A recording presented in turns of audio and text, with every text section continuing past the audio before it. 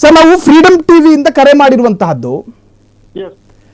ನಿಮ್ಮದೇ ಜಿಲ್ಲೆಯ ವ್ಯಾಪ್ತಿಗೆ ಬರುವಂತಹ ಒಂದು ಪ್ರದೇಶದಲ್ಲಿ ಡಾಕ್ಟರ್ ಗೋಪಾಲು ಅಂತ ಹೇಳಿ ಒಬ್ಬ ಕೋಲ್ಕತ್ತಾದ ಪ್ರಜೆ 19 ವರ್ಷಗಳಿಂದ ಕ್ಲಿನಿಕ್ ನಡೆಸ್ತಾ ಇದ್ನಂತೆ. ಆತ ಕಲ್ತಿರೋದು ಎಷ್ಟು ಅಂತ ಕೇಳಿದ್ರೆ 12ನೇ ತರಗತಿ ಅಂತ ಹೇಳ್ತಾನೆ. ಮಕ್ಕಳಾಗೋದಕ್ಕೂ ಮದ್ದು ಕೊಡ್ತಿದ್ನಂತೆ, ಅಲ್ಸರಿಗೂ ಕೊಡ್ತಿದ್ನಂತೆ, ಅಸ್ತಮಕ್ಕೂ ಕೊಡ್ತಿದ್ನಂತೆ. ಆತನ ಯೋಗ್ಯತೆಯನ್ನ ಪತ್ತೆ ಹಚ್ಚೋದಕ್ಕೆ ನಮ್ಮ ಅಧಿಕಾರಿಗಳು ಅಲ್ಲಿಲ್ಲ, ಜನರಿಗೂ ಅದ್ರ ಬಗ್ಗೆ ಗೊತ್ತಾಗಿಲ್ಲ. ಏನು ಹೇಳ್ತೀರಾ ಈ ಬಗ್ಗೆ? ಸರ್, ಅದು ನಾವು ಇದು ಮಾಡ್ತೇವೆ ಸರ್, ಅದು ಬಂದ್ ಮಾಡ್ತೇವೆ ಸರ್. ಅದು ಎಲ್ಲಿ ಏಕಂಬ ಅವರ ತಾಲೂಕ ಸರ್. ಅದು ನಿಮಗೆ 19 ವರ್ಷದ ನಂತರ ಗೊತ್ತಾಗಿದ್ದ ಅಂತ ಇದು? ಇಲ್ಲ, ಈಗ ನಮ್ಮ ಹತ್ರ ಯಾವ್ದು ಈ ತರ ಕಂಪ್ಲೇಂಟ್ ಬಂದಿಲ್ಲ ಸರ್. ನಾವು ಬಂದ್ ಮಾಡ್ತೇವೆ ಸರ್. ಅದು ಅಲ್ಲ, ರಿಜಿಸ್ಟರ್ ಆಗಿರೋದಿಲ್ವೇನ್ರಿ? ಒಂದು ಪ್ರದೇಶಗಳಲ್ಲಿ ಒಂದು ಕ್ಲಿನಿಕ್ ಅಂತ ತೆರೆದಾಗ ರಿಜಿಸ್ಟರ್ ಆಗೋದಿಲ್ವಾ ಅಂತ?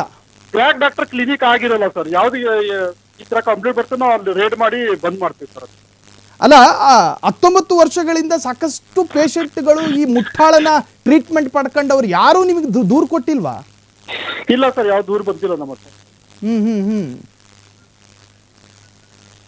ಅವನು ಪ್ರಿಸ್ಕ್ರಿಪ್ಷನ್ ಅಲ್ಲಿ ವೆಸ್ಟ್ ಬೆಂಗಾಲ್ ರಿಜಿಸ್ಟರ್ಡ್ ಅಂತ ಹೇಳಿ ಸ್ಪಷ್ಟವಾಗಿ ಹಾಕೊಂಡವನೇ. ಸುಮಾರು ವೆಸ್ಟ್ ಬೆಂಗಾಲ್ ಡಾಕ್ಟರ್ ನಾವು ಬಂದ್ ಮಾಡಿದೀವಿ ಸರ್.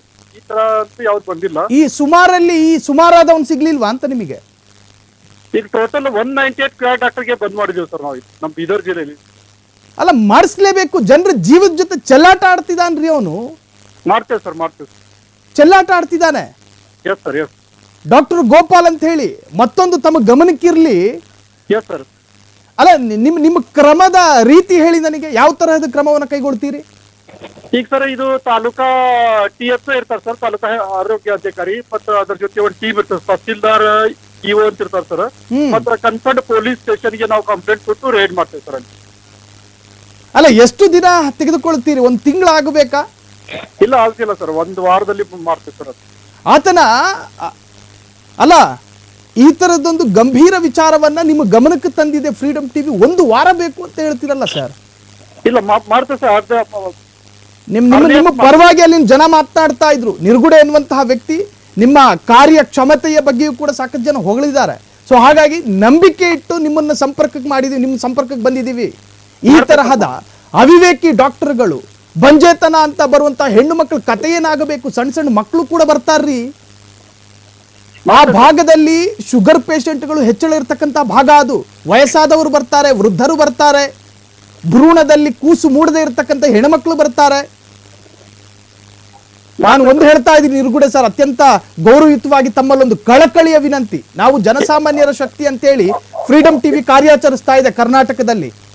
ನಮಗೆ ಜನರ ರಕ್ಷಣೆ ಇಂಪಾರ್ಟೆಂಟ್, ಮುಖ್ಯ. ಆತನ ಯಾವನೇ ಆಗಿರ್ಲಿ, ಆತನ ತಲೆ ಮೇಲೆ ಯಾರ ಅಭಯಾಸ್ತವೇ ಇರಲಿ, ಮುಲಾಜಿಲ್ಲದೆ ಈ ಕೂಡಲೇ ತಕ್ಷಣ ಕ್ರಮ ಕೈಗೊಳ್ಳಬೇಕು ಕಾನೂನಾತ್ಮಕವಾಗಿ. ಕಾನೂನಿನ ಅಡಿಯಲ್ಲಿ ಈ ತರಹದ ಮುಟ್ಟಾಳರಿಗೆ ಮನಸ್ಸಿಗೆ ಬಂದ ಹಾಗೆ ಕ್ಲಿನಿಕ್ ಮಾಡಿಕೊಳ್ಳುವಂತ ಅವಕಾಶ ಕರ್ನಾಟಕದಲ್ಲಿಲ್ಲ. ನಮ್ದು ಇದು ಜಂಗಲ್ ರಾಜ್ಯ, ಉತ್ತರ ಪ್ರದೇಶ ಅಲ್ಲ, ನಮ್ದು ಕರ್ನಾಟಕ. ಆರೋಗ್ಯ ಇಲಾಖೆ ಅನ್ನೋದಿರುತ್ತೆ, ಕಾನೂನು ಅನ್ನೋದಿದೆ. ಕಾನೂನಿನ ವ್ಯಾಪ್ತಿಯಲ್ಲಿ ಡಾಕ್ಟರ್ಗಳು ಕಾರ್ಯಾಚರಿಸಬೇಕು. ವೈದ್ಯ ನಾರಾಯಣ ಹರಿ ಅಂತೆಲ್ಲ ಕರಿತೀವಿ ನಾವುಗಳು. ದಯವಿಟ್ಟು ತಮ್ಮ ಒಂದು ಸ್ಪಷ್ಟವಾದಂತ ಉತ್ತರ ಬೇಕೇ ಬೇಕು ಸರ್. ನಾಳೆನೆ ಈ ಬಗ್ಗೆ ಒಂದು ಬಿಗ್ ಇಂಪ್ಯಾಕ್ಟ್ ನಾವೇ ಕೊಡ್ತೀವಿ. ಈ ಬಗ್ಗೆ ಕ್ರಮ ವಹಿಸಿದ್ದಾರೆ ನಿರ್ಗುಡೆ ಸಾಹೇಬ್ರು ಅಂತ ಹೇಳಿ ನಾವೇ ವರದಿಯನ್ನ ಬಿತ್ತರ ಮಾಡ್ತೀವಿ. ಈ ಕೂಡಲೇ ತಾವು ತಕ್ಷಣ ಕ್ರಮವನ್ನ ಕೈಗೊಳ್ಳಬೇಕು. ಅದಕ್ಕೆ ಸಂಬಂಧಪಟ್ಟ ಹಾಗೆ ಫ್ರೀಡಮ್ ಟಿವಿಯಲ್ಲಿ ವಿಸ್ತೃತ ವರದಿಯು ಕೂಡ ಬಿತ್ತರ ಮಾಡಿದೀವಿ. ಆ ವಿಡಿಯೋವನ್ನ ಗಮನಿಸಿ, ಆ ಕ್ಲಿನಿಕ್ ಎಲ್ಲಿದೆ, ಈ ಮುಟ್ಟಾಳ ಏನ್ ಮಾಡ್ತಾ ಇದ್ದಾನೆ, ಈ ಕೂಡಲೇ ಅಬ್ಸ್ಕಾಂಡ್ ಆಗೋ ಸಾಧ್ಯತೆಗಳಿದಾವೆ ನಿರ್ಗುಡೆ ಸಾಹೇಬ್ರೆ. ಈ ಕೂಡಲೇ ಆತ ತಲೆಮರೆಸಿಕೊಳ್ಳುವಂತ ಸಾಧ್ಯತೆಗಳಿದಾವೆ. ಜನರ ಪ್ರಾಣದ ಜೊತೆ ಚೆಲ್ಲಾಟ ಆಡಿದಾನೆ. ತಕ್ಷಣ ಆತನನ್ನ ಟ್ರೇಸ್ ಮಾಡಿ ಆ ಕ್ಲಿನಿಕ್ ಅನ್ನ ಬಂದ್ ಮಾಡುವಂತ ಪ್ರಯತ್ನ ಮಾಡಿ. Thank you. ಇಷ್ಟೊತ್ತು ನೀವು ಫ್ರೀಡಮ್ ಟಿವಿ ಜೊತೆ ಮಾತನಾಡಿದ್ದಕ್ಕೆ. ನಿರ್ಗುಡೆ ಬೀದರ್ ಜಿಲ್ಲೆಯ ಒಬ್ರು ಅಧಿಕಾರಿ, ಅವರು ಕೂಡ ಸ್ಪಂದಿಸಿದ್ರು. ಆದ್ರೆ ನನಗೆ ಆಶ್ಚರ್ಯ ಅನ್ಸೋದು, ಈ ಅಧಿಕಾರಿಗಳಿಗೆ 19 ವರ್ಷ ಆದ್ರೂ ಕೂಡ ಯಾವೊಬ್ಬನೇ ವ್ಯಕ್ತಿ ಆ ಡಾಕ್ಟರ್ ವಿರುದ್ಧ ದೂರನ್ನ ಕೊಟ್ಟಿರ್ಲಿಲ್ವಂತೆ. ನಿರ್ಗುಡೆ ಅವರಿಗೆ ಇವತ್ತು ಈ ಮಾಹಿತಿ ಫ್ರೀಡಮ್ ಟಿವಿಯ ವರದಿಯ ಬೆನ್ನಲ್ಲೇ ಅವರಿಗೆ ಮಾಹಿತಿ ಸಿಕ್ಕಿರುವಂತಹದ್ದು.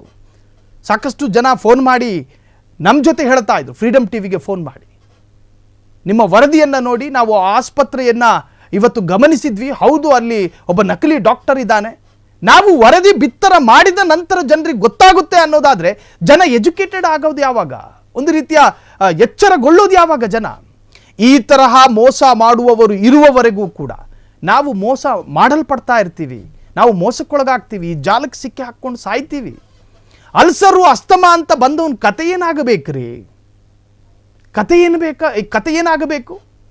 ಪ್ರಪಂಚದ ವಿದ್ಯಮಾನ ಗೊತ್ತಿಲ್ಲದೆ ಇರತಕ್ಕಂಥ ಒಂದು ಎಜುಕೇಷನ್ ಆತನದು ಸೆಕೆಂಡ್ PU. ಆ ಸೆಕೆಂಡ್ PU ಶಿಕ್ಷಣದಲ್ಲಿ ಆತನಿಗೆ ಏನೇನು ಗೊತ್ತಿರುತ್ತೆ? ದೇಹದಲ್ಲಿ ಎಷ್ಟು ಜೋಡಿ ಮೂಳೆಗಳಿದಾವಂತ ಕೇಳಿದ್ರೆ ಅಪ್ಪಪ್ಪ ಅಂತಾನವನು. ನರನಾಡಿಗಳ ಪರಿಚಯಗಳಿಲ್ಲ ಈ ವೈದ್ಯನಿಗೆ, ನಕಲಿ ವೈದ್ಯನಿಗೆ. ಕೋಲ್ಕತ್ತಾದಲ್ಲಿ ಪಾನಿಪುರಿ ಮಾಡ್ತಾ ಇದ್ನೋ ಏನೋ, ಅವನಿಗೆ ನಮ್ಮ ದೌರ್ಬಲ್ಯ ಗೊತ್ತಾಗಿದೆ. ನಾವು ತಪ್ಪುಗಳನ್ನು ಕಂಡು ಹಿಡಿಯೋದಿಲ್ಲ ಕನ್ನಡಿಗರು. ನಾವು ಹಲ್ಲು ನೋವಾದರೆ ಬಾಯಿ ಮಾಡ್ಕೊಂಡು ಕ್ಲಿನಿಕ್ ಒಳಗೆ ಹೋಗ್ತೀವಿ, ಅವ್ನು ಕೊಡೋದನ್ನ ಚುಚ್ಚಿಸ್ಕೊಂಡು ಸೀದಾ ಬರ್ತೀವಿ, ಯಾವುದನ್ನು ಗಮನಿಸೋದಿಲ್ಲ. ಗೋಡೆಯಲ್ಲಿ ಏನೇನು ನೇತಾಕೊಂಡಿದ್ದಾರೆ. ಒಬ್ಬ ವೈದ್ಯನಾದವನು ಆತನ ಸರ್ಟಿಫಿಕೇಟನ್ನು ನೇತಾಕಬೇಕು, ಅದು ಎಕ್ಸ್ಪ್ಲೋಸ್ ಮಾಡಬೇಕು, ಆತ ಪ್ರದರ್ಶನಕ್ಕಿಡಬೇಕು. ಹೋಗುವಂತಹ ರೋಗಿಗೂ ಕೂಡ ಆತ ಒಬ್ಬ ವೈದ್ಯ ಅನ್ನೋದು ಖಾತ್ರಿಯಾಗಬೇಕು. ಈ ಒಂದು ತಿಳುವಳಿಕೆ ಜನರಿಗಿರಬೇಕು. ಇಲ್ಲದಿದ್ದರೆ ಈ ತರಹದ ಡಾಕ್ಟ್ರುಗಳು ಪೇಷಂಟ್ಗಳ ಜೀವದ ಜೊತೆ ಚೆಲ್ಲಾಟ ಆಡೋದು ನಿಲ್ಲೋದಿಲ್ಲ. ಇನ್ನು ಈ ಪೆರುಗುಡೆ ಅವರು ಕ್ರಮ ಕೈಗೊಳ್ತೀನಿ ಅಂಥೇಳಿ ಪ್ರಮಾಣ ಮಾಡಿದ್ದಾರೆ ಫ್ರೀಡಮ್ ಟಿವಿಯಲ್ಲೇ.